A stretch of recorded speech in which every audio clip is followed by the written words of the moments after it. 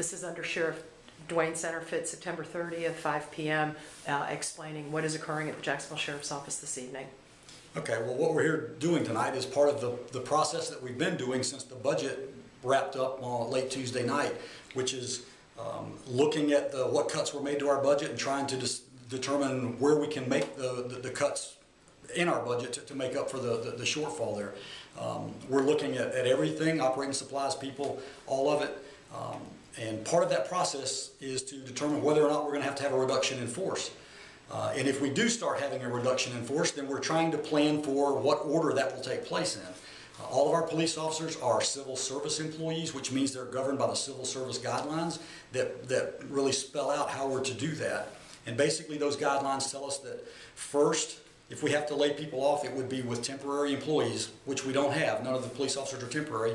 And then secondly, it says if they are probationary employees, that's up to the department director, which would be the sheriff in this case, to determine whatever the order he wants it to be.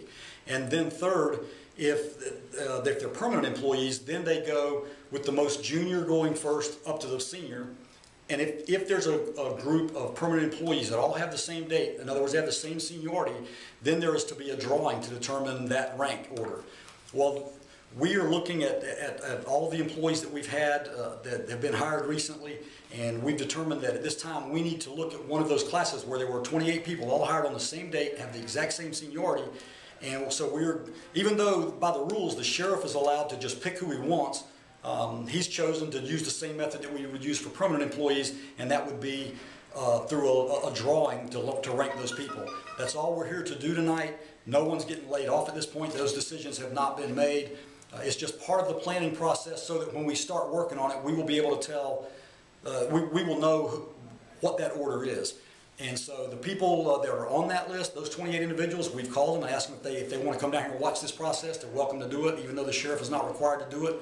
That's what we're going to do.